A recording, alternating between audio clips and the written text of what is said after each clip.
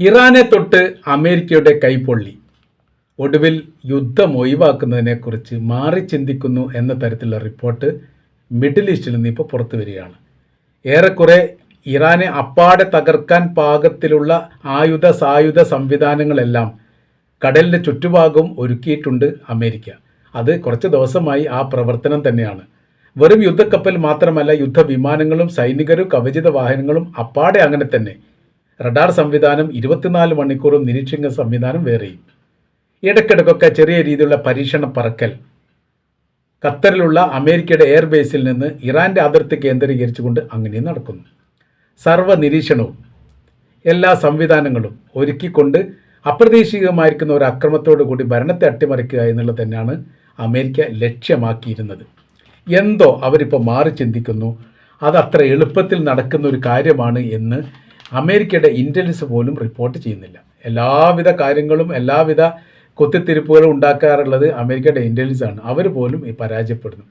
എന്തൊക്കെയാണ് സംഭവം നടക്കുക, എന്തൊക്കെയാണ് അതിൻ്റെ തിരിച്ചടികൾ, ഏത് തരത്തിലാണ് എന്ന കാര്യം മനസ്സിലാക്കുന്നതിൽ അവർ പരാജയപ്പെട്ടു എന്ന് ചുരുക്കം. ഇസ്രായേലിലേക്ക് ആണവായുധം പ്രയോഗിക്കുമോ എന്ന് പോലും പേടിയുണ്ട്. സംഭവം ആണവായുധം ഇല്ല എന്ന് ഇറാൻ പറയുന്നുണ്ടെങ്കിലും ഉണ്ടെങ്കിലോ എന്ന ഒരു പേടി അവർക്കുമുണ്ട്. അങ്ങനെ ഏറെക്കുറെ ഇതൊരു സുഖമുള്ള പ്രവൃത്തിയല്ല. തുടങ്ങിയാൽ അത് അവസാനിച്ചോളണമെന്നില്ല. കാര്യം ഇസ്രായേൽ തുടങ്ങിയ പ്രവൃത്തി അമേരിക്കയുടെ പ്രസിഡന്റ് ഡൊണാൾഡ് ട്രംപ് ഇടപെട്ടിട്ടാണ് അവസാനിപ്പിച്ചത്. അതല്ലാതെ ഇറാൻ അല്ല അവസാനിപ്പിച്ചത്. അവസാനത്തെ ആക്രമണം നടത്തിയതും ഇറാനാണ് ഇസ്രായേലിന് നേരെ. അതിന് തിരിച്ചടിക്ക് വിമാനമൊക്കെ റെഡിയായി നിൽക്കുന്ന സമയത്താണ് ട്രംപ് പറഞ്ഞത്, ഒരു ബോംബിൻ്റെ ഒരു കഷ്ണം പോലും ഇനി ഇറാൻ്റെ ഭൂമിയിൽ വീഴാൻ പാടില്ല, ഇസ്രായേൽ പോലും കത്തിപ്പോകും, അത്രക്ക് മാരകമായിരിക്കുന്ന ഈ ആയുധങ്ങൾ അവരുടെ കൈവശത്തിലുണ്ട് എന്ന് പറഞ്ഞിട്ട് അവരെ ആ പ്രവൃത്തിയിൽ നിന്ന് ഒഴിവാക്കിക്കുകയാണ് യഥാർത്ഥത്തിൽ അമേരിക്ക ചെയ്തത്. അതുകൊണ്ട് യഥാർത്ഥത്തിൽ ഇസ്രായേൽ ഇപ്പോൾ നിലനിൽക്കുന്നു എന്ന് വേണമെങ്കിൽ പറയാനും പറ്റും. ആ സമയത്ത് ഇറാൻ പറഞ്ഞിരിക്കുന്ന ഒരു കാര്യമുണ്ട്, കരാർ അടിസ്ഥാനത്തിൽ ഞങ്ങൾ യുദ്ധം അവസാനിപ്പിച്ചിട്ടുണ്ടല്ലോ, താൽക്കാലിക ഒരു വെടിനിർത്തൽ മാത്രമാണ്. അത് പ്രത്യേകമായിരിക്കുന്ന നിബന്ധനകളോ കരാറുകളോ ഇനിയൊരിക്കലും ഇസ്രായേലിനെ ആക്രമിക്കരുതെന്നോ ഒരു വ്യവസ്ഥ ഉണ്ടാക്കിയിട്ടില്ല. അതുകൊണ്ട് തങ്ങൾക്ക് തോന്നുന്ന സമയത്ത് തങ്ങളത് ആക്രമിക്കും എന്നുള്ളതാണ്. അതിൻ്റെ തോന്നൽ എപ്പോഴാണ് ഉണ്ടാവുക? തങ്ങൾക്ക് നേരെ അനാവശ്യമായിരിക്കുന്ന ഇടപെടൽ ഇസ്രായേലോ അമേരിക്കയോ എടുത്തു കഴിഞ്ഞാൽ പിന്നീട് ഞങ്ങൾക്കൊന്നും നോക്കാനില്ല എന്നുള്ളതാണ്. ഈ കഴിഞ്ഞ ദിവസം അമേരിക്കയെ വെല്ലുവിളിച്ചുകൊണ്ട് ഇറാൻ്റെ പ്രസിഡന്റ് മസൂദ് പെഷഷ്കിയാൻ പറഞ്ഞു, ഞങ്ങളുടെ ദേശത്തിൻ്റെ ഏതെങ്കിലും ഭാഗങ്ങളിൽ അമേരിക്കയുടെ ഒരു കഷ്ണം മിസൈലെങ്ങാനും വീണ് കഴിഞ്ഞാൽ അതൊരു യുദ്ധപ്രഖ്യാപനമായി കണ്ടുകൊണ്ട് മാരകമായിരിക്കുന്ന തിരിച്ചടി നിങ്ങൾക്കും നിങ്ങളുടെ സംഘത്തിന് സപ്പോർട്ട് ചെയ്യുന്നവർക്കും ഉണ്ടാവും എന്നുള്ളതാണ്. സപ്പോർട്ടേഴ്സ് എന്ന് പറഞ്ഞാൽ അറേബ്യൻ മേഖലയിൽ പ്രവർത്തിക്കുന്ന അമേരിക്കയുടെ സൈനിക കേന്ദ്രങ്ങളും താവളങ്ങളുമാണ്. അത് അപ്പാടെ കത്തിച്ചാമ്പലാക്കൂ എന്നുള്ളതാണ്. ഞങ്ങളത് ചെയ്തിട്ടുണ്ട്, ചെയ്യാൻ ഞങ്ങൾക്കറിയാമെന്ന് ഞങ്ങൾ തെളിയിച്ചിട്ടുണ്ട്, അതിനുള്ള അവസരം നിങ്ങൾ തരികയും ചെയ്തിട്ടുണ്ട്. അത് ഇസ്രായേലിൻ്റെ അക്രമവുമായിട്ട് ബന്ധപ്പെട്ടാണ് പറയപ്പെട്ടത്. ആണവായുധ മേഖല അപ്പാടെ നശിപ്പിക്കാൻ വേണ്ടിയിട്ടാണ് അമേരിക്കയും ഇസ്രായേലും ആ 12 ദിവസവും ശ്രമം നടത്തിയത്. പൂർണ്ണമായിരിക്കുന്ന പരാജയം. പിറ്റേ ദിവസം IAEA തന്നെ പറഞ്ഞു, ഇറാൻ്റെ ആണവായുധ മേഖലയ്ക്ക് ഒന്നും സംഭവിച്ചിട്ടില്ല, അതിൻ്റെ മേലെ കെട്ടിപ്പൊക്കിയ ആണവായുധ സംവിധാനത്തിൻ്റെ മേലെ കെട്ടിപ്പൊക്കിയ ബിൽഡിങ്ങുകൾക്ക് മാത്രമാണ് തകരാറ് സംഭവിച്ചത്. ഇവരെ അതിൻ്റെ തായ്ഭാഗത്ത് പ്രവർത്തിക്കുന്ന ഈ മേഖലയ്ക്കൊന്നും സംഭവിച്ചിട്ടില്ലെന്ന് IAEA പറഞ്ഞു. നിരാശയോടുകൂടി അമേരിക്കൻ പ്രസിഡന്റ് ഡൊണാൾഡ് ട്രംപ് അത് സമ്മതിക്കേണ്ടി വന്നു. ഇപ്പോഴത്തെ സ്ഥിതി എന്ന് പറഞ്ഞാൽ ഏതെങ്കിലും കാരണവശാൽ ഈ അമേരിക്ക തുടങ്ങിക്കഴിഞ്ഞാൽ ഇറാനെ സംബന്ധിച്ചിടത്തോളം പിന്നീട് നിലം തൊടാത്ത രീതിയിലുള്ള തിരിച്ചടികളുണ്ടാകും. അതിനെല്ലാ സംവിധാനങ്ങളും ചെയ്തു എന്ന് മാത്രമല്ല, റഷ്യയുടെയും ചൈനയുടെയും യുദ്ധവിമാനങ്ങളടക്കം അവരുടെ സായുധ സംവിധാനവുമായിട്ട് ബന്ധപ്പെട്ട വിമാനങ്ങൾ ഇടയ്ക്കിടയ്ക്ക് ഇറാനിൽ വന്നു പോകുന്ന റിപ്പോർട്ടും പുറത്തു വന്നു. പ്രതിരോധവുമായിട്ട് ബന്ധപ്പെട്ട എല്ലാ സംവിധാനങ്ങളും അവിടെ ഒരുക്കപ്പെട്ടിട്ടുണ്ട് എന്നുള്ളതാണ്.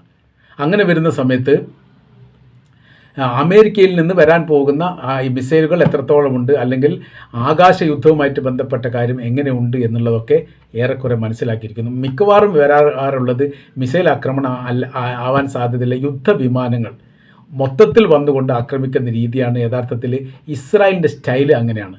അവരുടെ രാജ്യത്ത് 100 യുദ്ധവിമാനം ഉണ്ടെങ്കിൽ ഒരു യുദ്ധവുമായിട്ട് ബന്ധപ്പെട്ട വിഷയം വരുമ്പോൾ ഏകദേശം 95 വിമാനം അല്ലെങ്കിൽ 90 വിമാനം ആദ്യത്തെ ഘട്ടത്തിൽ യുദ്ധത്തിൽ പങ്കെടുക്കും. അത് ഈ അറബ് ഇസ്രായേൽ യുദ്ധവുമായിട്ട് ബന്ധപ്പെട്ട് അവരെ തെളിയിച്ചതാണ്. അവരുടെ കൈവശത്തിൽ അന്ന് 25 യുദ്ധവിമാനമാണ് ഉള്ളത് എന്നാണ് പറയപ്പെടുന്നത്. അങ്ങനെയാണ് തോന്നുന്നത്, അതിൻ്റെ കൃത്യമായ കണക്ക് ഓർമ്മയില്ല. അങ്ങനെയാണെങ്കിലും 2-3 വിമാനം അവിടെ ബാക്കി വെച്ചിട്ട് ബാക്കിയുള്ള എല്ലാ വിമാനങ്ങളും ഒരേ സമയത്ത് ആക്രമണം നടത്തി. യുദ്ധം തുടങ്ങുന്നതിന് 4 മണിക്കൂർ മുമ്പ് ആക്രമിച്ചതോടുകൂടി അറേബ്യൻ രാജ്യങ്ങളുടെ കൈവശത്തിലുണ്ടായിരുന്ന ഏറെക്കുറെ യുദ്ധവിമാനങ്ങൾ, യുദ്ധക്കപ്പലുകൾ, കവചിത വാഹനങ്ങൾ, ടാങ്കുകൾ എല്ലാം തകർന്ന് തരിപ്പണമായി. 6 ദിവസം നീണ്ടു നിന്നു എന്നൊക്കെ പറയാമെന്നല്ലാതെ ഏകദേശം 1-2 മണിക്കൂർ കൊണ്ടൊക്കെ ആദ്യത്തെ ഘട്ടത്തിൽ ദയനീയമായിരിക്കുന്ന പരാജയം ഉണ്ടായത് ഇങ്ങനെയൊക്കെയാണ്. അതുകൊണ്ട് ഇസ്രായേലിനെ കുറിച്ച് കൃത്യമായ രീതിയിൽ പഠിച്ച വിഭാഗമാണ് ഗസയിലെ ഹമാസ്. അതുകൊണ്ടാണ് അവരെ കീഴ്പ്പെടുത്താൻ വേണ്ടി സാധിക്കാത്തത്. അവരാദ്യം ആയുധങ്ങൾ ഉണ്ടാക്കുകയും അതിന് സംവിധാനം ഒരുക്കുകയല്ല ചെയ്തത്. എന്താണ് ഇസ്രായേൽ എന്ന് പഠിച്ചു, അത് ഇറാനും പഠിച്ചിട്ടുണ്ട്. അപ്പോൾ ഈ ഇസ്രായേൽ എന്താണ് എന്നുള്ളത് കൃത്യമായ രീതിയിൽ പഠിച്ചു കഴിഞ്ഞാൽ പിന്നീട് ഉണ്ടാക്കേണ്ടത് അവരുടെ കൈവശത്തുള്ള പ്രതിരോധം എന്താണ് എന്നാണ് പിന്നെ പഠിക്കേണ്ടത്. പ്രതിരോധം പഠിച്ചു കഴിഞ്ഞാൽ ഈ പ്രതിരോധത്തെ അതിജീവിക്കാൻ വേണ്ടി നമ്മുടെ ആയുധങ്ങൾക്ക് എങ്ങനെ ശക്തി ഉണ്ടാക്കും എന്നതാണ് പിന്നെ പഠിക്കുന്നത്. അതെല്ലാം ഇറാൻ കൃത്യതയോടുകൂടി പഠിച്ചു. അതുകൊണ്ടാണ് അവരുടെ അയൺ ഡോമിനും അമേരിക്കയുടെ കൈവശത്തുള്ള ആരോത്രിക്കും തകർക്കാൻ പറ്റാത്ത വിധം ഇറാൻ്റെ ഹൈപ്പർസോണിക് ആ മേഖലയ്ക്ക് ഇസ്രായേലിൻ്റെ മേഖല കേന്ദ്രീകരിച്ചുകൊണ്ട് തീ തുപ്പി നമ്മൾ കണ്ടതാണ്.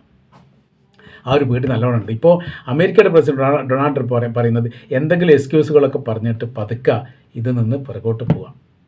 അങ്ങനെ യുദ്ധത്തിനൊരു വിരാമം ഉണ്ടാക്കിയല്ല, യുദ്ധം താൽക്കാലികമായ രീതിയിലൊരു പിന്മാറ്റം എന്ന തരത്തിൽ. ഏതുപോലെ ചെങ്കടലുമായി ബന്ധപ്പെട്ട് യമനുമായിട്ട് ഒമാൻ്റെ നേതൃത്വത്തിൽ ഉണ്ടാക്കിയിരിക്കുന്ന കരാർ വ്യവസ്ഥ പോലെയാണ് ഇത് ചെയ്യാൻ വേണ്ടി തീരുമാനിച്ചത്. അതല്ലെങ്കിൽ ഇപ്പോഴേക്ക് അവിടെ യുദ്ധം പൊട്ടിപ്പുറപ്പെടും, ആക്രമണങ്ങൾ നടക്കും, അതുമായി ബന്ധപ്പെട്ട കാര്യങ്ങളൊക്കെ നടക്കുന്നത് എവിടെയും നമ്മൾ കേൾക്കുന്നില്ല, നമ്മൾ അറിയുന്നില്ല, നമ്മൾ മനസ്സിലാകുന്നില്ല. അതിൻ്റെ കാരണം എന്ന് പറഞ്ഞാൽ അതിജീവിക്കാൻ വേണ്ടിയിട്ട് അല്ലെങ്കിൽ ഈ ഇറാൻ്റെ പ്രതിരോധത്തിന് മുൻപിൽ അതിജയിക്കുക എന്നുള്ളത് അമേരിക്കക്ക് നിലവിലെ സാഹചര്യത്തിൽ അസാധ്യമാണ്.